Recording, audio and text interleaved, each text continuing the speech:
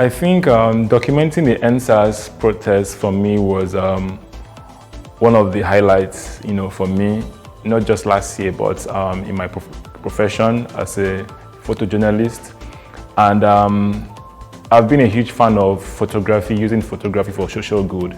Even with my foundation, Photo Waka Africa, that is one of our core values, that we want to use photography for social good. So I remember the first day of the protest, nobody believed or nobody saw that it was going to be something huge and everything. The perception about protests in Nigeria has been nobody will come out and everything. So for me, I was like, okay, let me just go and see the nobody that will come out and document these things. But surprisingly, that first day of the protest, I left my office down to the toll gates, Lekki, where they converge. And the crowd was really massive. And I documented it, and images were pushed out that same day. And people were surprised. People were like, wow, in this Nigeria, in this Lagos, people came out to protest. And that really changed the perception about how people have, seen protests in Nigeria.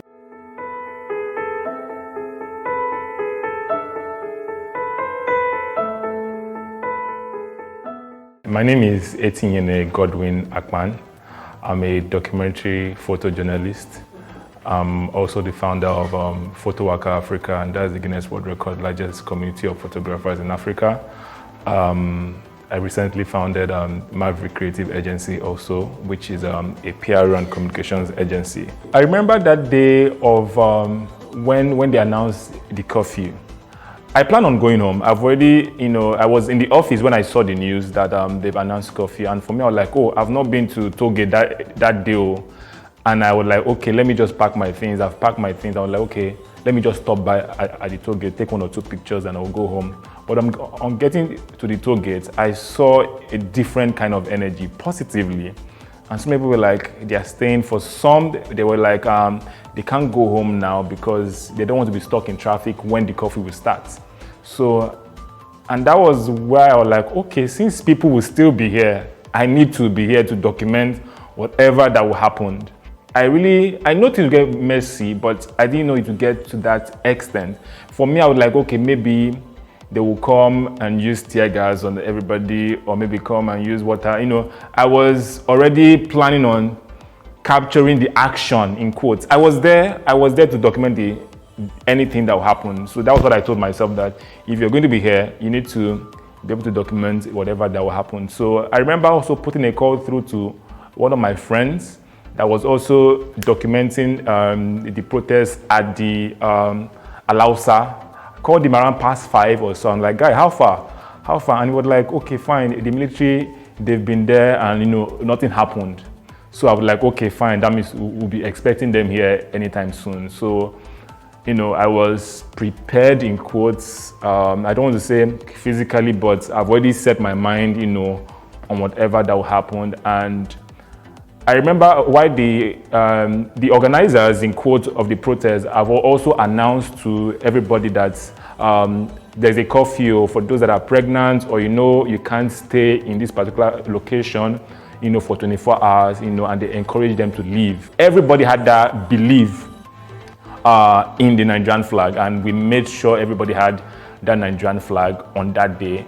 And they also announced that, when we see the security officials, we should kneel down or lay low, raise the Nigerian flag, and they just had to orientate everybody on what to do and to be peaceful and everything. So while the protest was happening, I saw people started running down from Oriental Hotel down to the protest ground.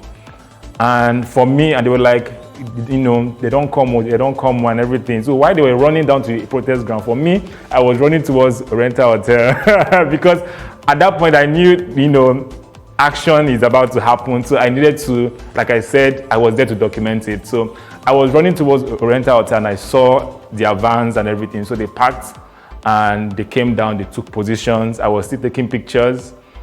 And not quite long, not up to 1 minute after taking positions, with all sincerity, they started shooting in the air.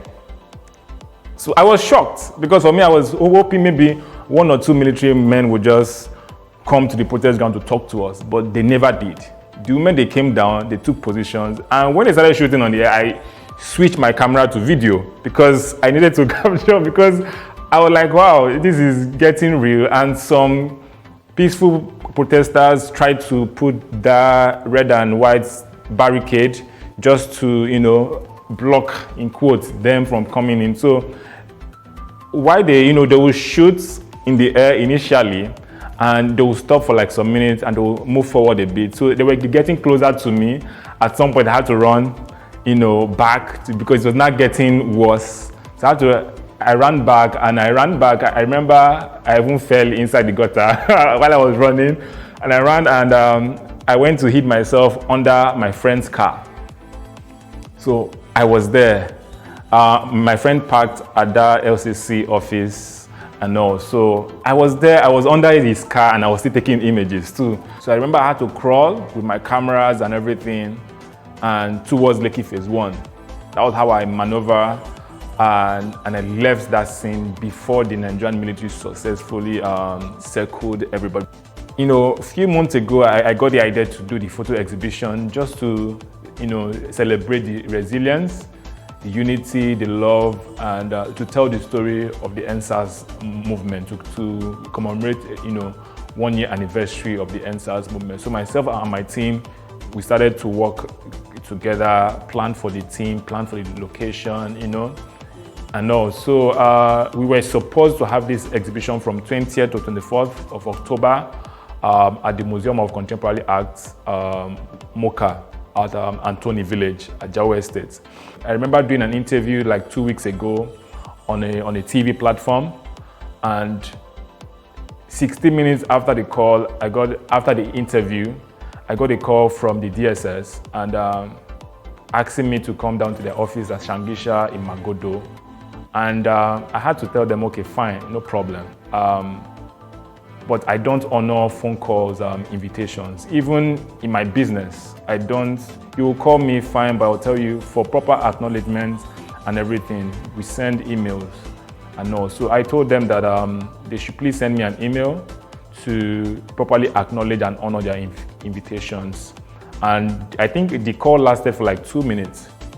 That was past 12 that day. I think past 2 again, they called me again and they're like, I'm needed in their office. And I still told them that, fine, I don't have any issues coming down to your office. But I think that was when I even told them that, okay, why am I even needed? They said for an interview. I said, okay, fine, no problem. Please, can you state all these things in an email and send it to me via email? We'll definitely honor your invitations. And you know, she even asked me for my email. The lady on the phone asked me for my email address. I told her.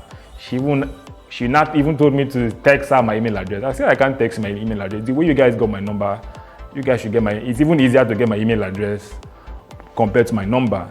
And she was like, she can't. That my form came from the director. That she can't go back to her director to get my email. I said I can't text you my email. Do you even know if I have airtime on my phone?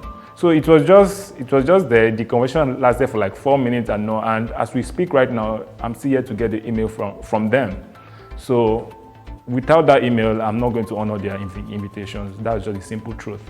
So and for security purpose, we had to also postpone and temporarily suspend the exhibition.